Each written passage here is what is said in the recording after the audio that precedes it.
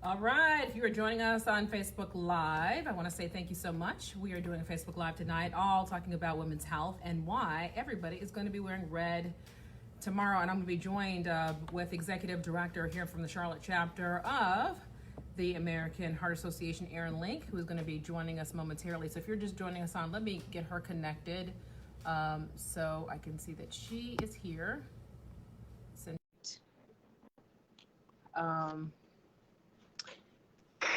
There you go. Wasn't that easy peasy? All right. Perfect. Erin Link, thank you so much for joining us on Facebook Live. Of course, tomorrow is a big day, right? What's tomorrow so everybody can kind of get excited? We are so excited. This month is American Heart Month for February, and tomorrow is National Wear Red Day. It's always the first Friday of February, and we're so excited to see our Queen City go red in so many ways. And this is a whole month. So kind of let's break that down, because you always hear how important heart health is. And we hear the statistics, and correct me if I'm wrong, but heart disease is the #1 killer among, is it everyone, or is it women, or who is that for? Great question. Heart disease is #1 of Americans. It also is that #1 killer of women, killing more women than all forms of cancer combined. And something that a lot of people don't realize is it's also the #1 killer of new moms. So it's not just an old woman demographic. It also impacts younger women who are becoming mothers themselves. So we're doing a Facebook Live tonight because we wanted to kind of dig in a little bit deeper.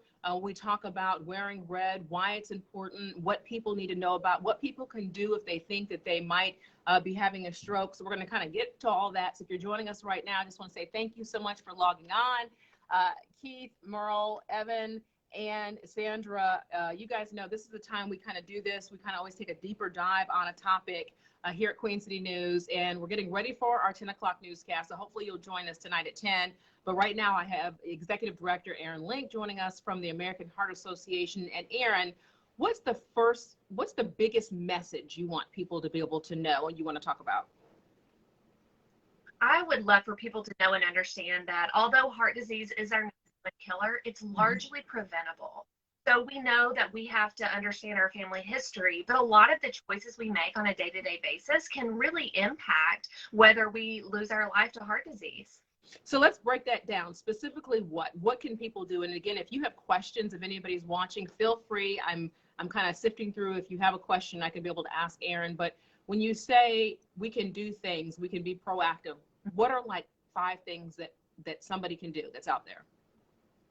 So ways you can manage your risk factors. So let's first talk about what those risk factors are. So high blood pressure, cholesterol, obesity and being overweight. Mental health can also play into this factor as well. Inactivity, so the physical well-being, and diabetes. Those are all risk factors, and many of those are one control either by lifestyle choices or with the help of a physician and prescription medication. So why are we always doing this in February? Is there a timing of this? I mean, I always thought maybe because it's after the holidays, it's right before, you kind of get another burst of holidays, but why February? Why do we tend to look at heart issues, heart disease, and kind of prevention and awareness in February?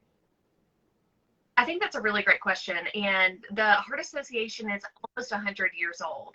And we started celebrating American Heart Month years and years ago. And quite frankly, when we first started, it was a really beautiful, catchy tie to Valentine's Day. So we started in a romantic sense during the month of February, and it made sense for us to talk a little bit more about the physical body as well. And since that time, to your point, there's a lot of unhealthy living that happens during that holiday season. Get those healthy choices, and so February is a really great time to kind of revamp our lifestyles and remember that as well. So tomorrow you want everybody to be able to wear red, and that kind of says wear red. Okay, and that is basically, what's the reason behind you want everybody to wear red?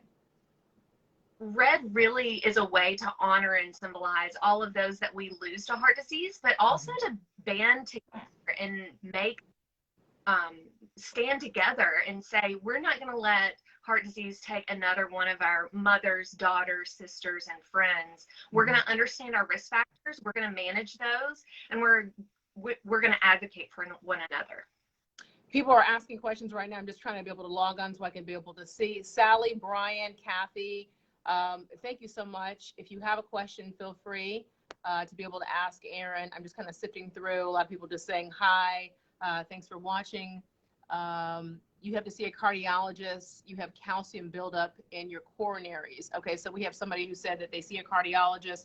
What advice do we have for people who already have maybe some of the risk factors or things that they can be able to do?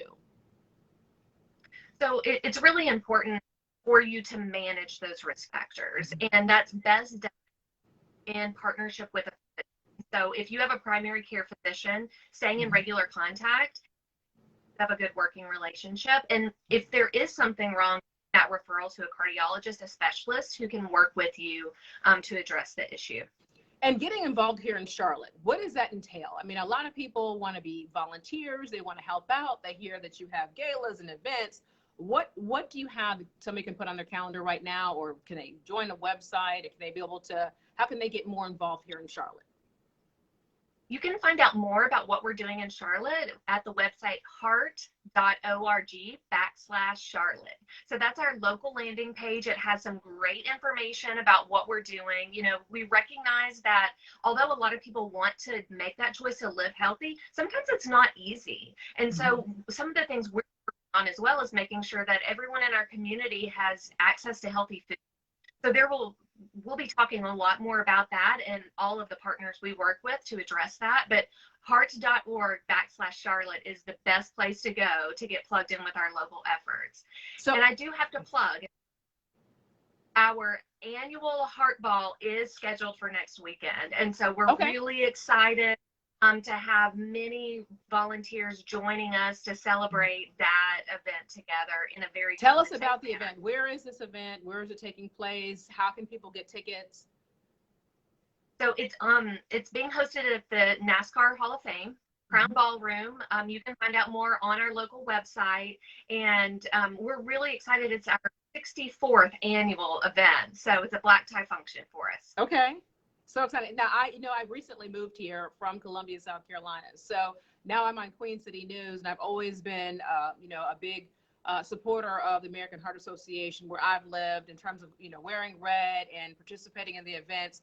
It's a lot of fun. I mean, if you come out and volunteer, whether you go to the gala, I mean, there's just a lot of things that you can meet new people. What are other reasons why people should get involved?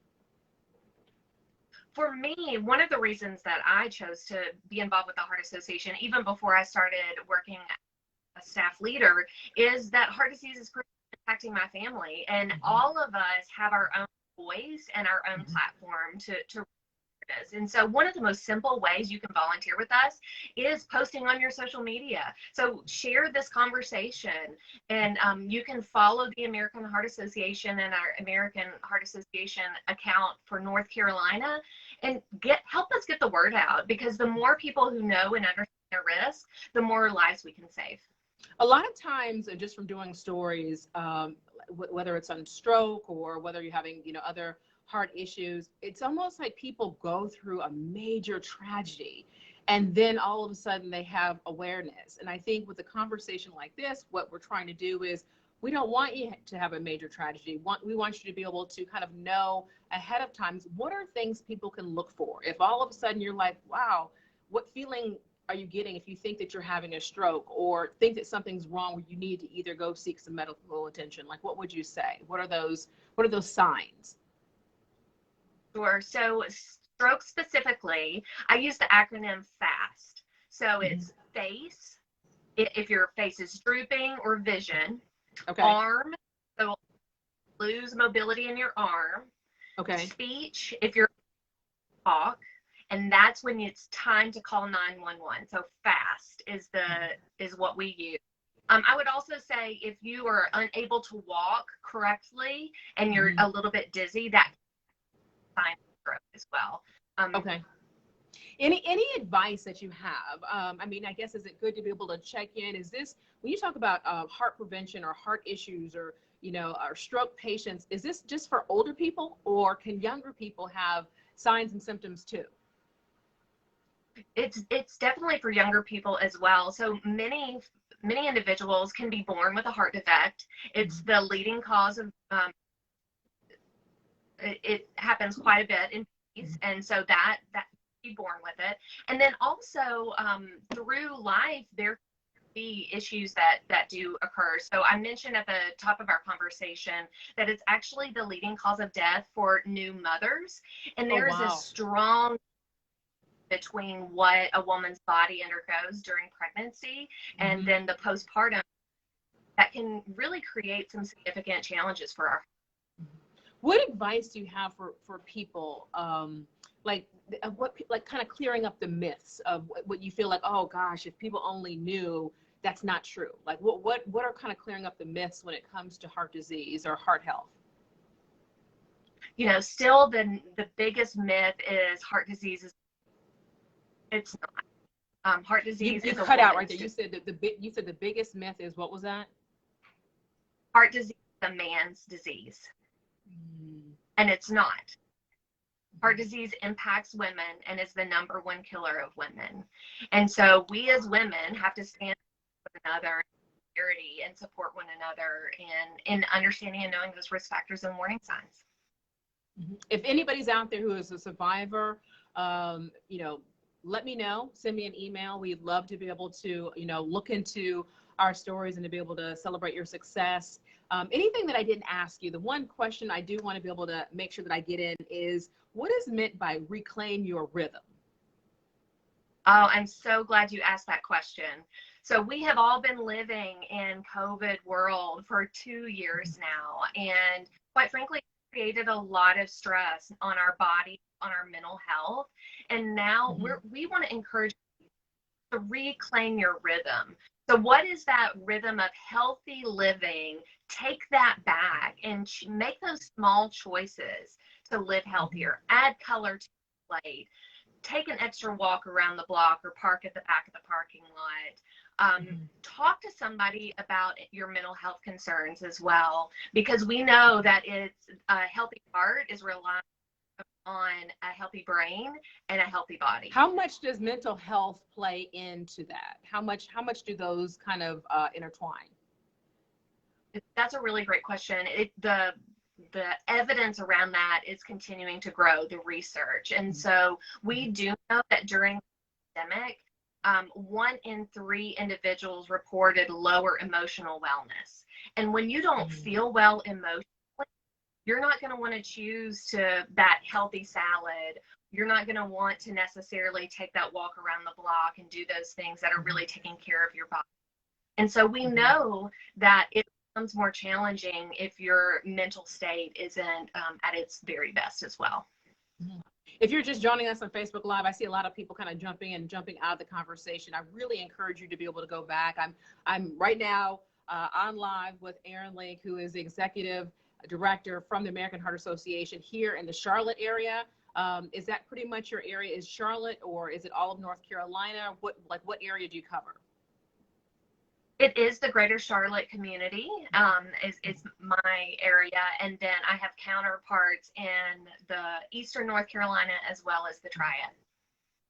So if people want to be able to get more involved and they want to be on social media, whether they want to join your Facebook page or your Instagram page or Twitter, is there any link or any avatar that you're able to give us as to how people can be able to find specifically the chapter here in Charlotte?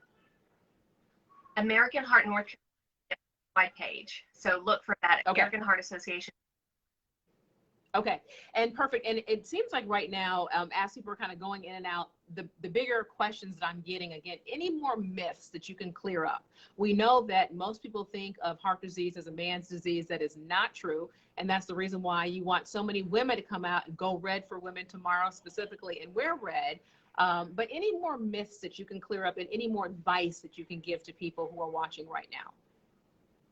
A lot of people think that if they have a family history, that they are doomed to also lose life from heart disease. And we know that heart disease is largely preventable. And so it's important for us to understand our family history, because that informs the choices that we make and how we our risk factors. But it's not a death sentence if you your life. Mhm. So before we close out, I just want to say, first of all, Erin, thank you so much for joining us here on Facebook Live. Hopefully this has helped some people out in terms of learning more about just why it's so important to be able to know about your heart health. And it's really a conversation that I think that for a lot of people, it's like, oh yeah, we're red. Oh yeah, I know a little bit, but I really encourage people to volunteer, get involved. As you said, this is the #1 killer. And sadly, sometimes it takes that tragic event for somebody to say, you know what, oh, I should have changed my eating habits. And, full transparency, I loathe working out, but I know that it's just part of, what you have to do in terms of being healthy. So what I encourage people to do is maybe, as you said start with one thing, like take a walk, or one thing where you kind of maybe take your fried foods out a little bit more out of your diet. Any other like starter tips you can give to people who are watching right now who are saying, you know what, I might be a little overweight, I might have some other factors, I don't have any heart issues right now, but any other tips you can give to people of maybe things to I would try? say, sure. I think about the things that you enjoy the most, and then the things that may be further down. If you start at the thing you enjoy the most, that also may be your vice, then it's going to be more challenging, right? You're going to be walking an uphill battle. Maybe the easy thing is go to the grocery store, parking at the back of the parking lot, and take a few extra steps to get in. That's a really, that's a really good idea, because that's not even like, oh my gosh, I have to psych myself up to go for a walk. It's like, let's just park back here, like walk a couple extra steps. Smoking and drinking. Let's talk about those two things, because, some people say red wine is good. Some people say that, there was a report that came out from CNN that just said all alcohol is bad for you. How much does red wine or alcohol and smoking all contribute to heart health? And what do we need to know? Thank you for asking that. Smoking specifically is a leading risk factor. So if that's a part of your life, I really encourage you, once again, to talk to your physician and find a way to step away from smoking. That also goes for vaping. A lot of people vape the two, but vaping is also a significant risk factor. Real quick, because Kathy might not be able to stay on for long. Kathy has a question. She says, how do you get calcium buildup? And we'll just take a break real quick from smoking and drinking, and if you can answer that real quick. How do you get calcium buildup? Is that something that you can answer? I'm a medical professional, so I Okay. want to say that is your cholesterol and managing your cholesterol. So I would encourage you to talk to a physician. A really great resource is our heart.org website, and it has tons of information about anything you can think of, risk factors, warning signs, tips on healthy living, recipes. So that's a really great resource. Okay, I was just scrolling through, making sure that we're not missing anybody else. Okay, so let's go back now, because I think smoking and drinking, that's worth us talking about this, because a lot of people say, oh, I just am having 1 cigarette a day, or I have 1 glass of wine. And does it depend on how old you are? Or what do people need to be aware of? Nicotine is incredibly addictive, as we all know, and it actually changes the development of youth. And so we know that nicotine in youth is incredibly challenging and changes your brain composition as well as the rest of your body. So we talk a lot about addressing the vaping epidemic in youth, because that leads to chronic issues later on. Smoking, bottom line, is hard on your heart. So whether it's 1, whether it's 10, your body knows that's that you're using that. So we definitely recommend that. Okay, and just to be able to clarify too, so Erin is the executive director here in Charlotte for the American Heart Association. She's not a licensed physician. So, a lot of this is in terms of awareness of, or steps to take if you want to either volunteer or if you want to be able to have more information. So some of your questions, don't think that I'm not getting to you, but they're more medically related. And so I know several stroke physicians that would be great to be able to come in this month specifically and talk about heart health, and maybe that's something that we can be able to explore. But we do this really for our viewers here at Queen City News. During this time on Facebook Live, I usually jump on and tackle some topic that is of interest, that are of importance in our life like this, so that people can get a deeper dive, a deeper understanding. If anybody has any more questions for Erin, we're going to let her go in a few minutes, but feel free to be able to leave questions below, and I can always send those over to Erin, and she can be able to also check out our Facebook page and be able to maybe chime in. But is there anything, Erin, that I did not ask you that's really important? You guys have a gala coming up. Tell us again when that gala is. People can get involved. It's very easy. People on social media can be able to follow you. Here's your time. We invite you to raise your voice, to make everyone in your life aware that heart disease is their killer. We want you to take those small steps to live more healthily. We want you to reclaim your rhythm in whatever way that looks like, whether it's dancing with your kids, whether it's taking that extra walk, whether it's adding some extra color to your plate. We want you to work together with us to change your own personal risk factors and habits, and also help our community at large do the same. You can find us at hearts.org/Charlotte to find out more. Erin, I am so excited. Thank you so much. I know this was so last minute for me to say, hey, you know what, can you jump on? I really appreciate it. And it's funny because when you say certain things, now it's starting to click. The next time I go to the grocery store, I'm gonna think, let's park back here. Don't try and get that space up front. That's one. More color to your plate. It just all of a sudden sat in. We want to have more green and orange and reds, and yellows, not just browns from the meats, or the chicken, or just, well, meat is good for you, but I'm saying not white rice and more of the carbs. But that was perfect. And then the rhythm, reclaiming your rhythm. It's almost like the rhythm of your heart.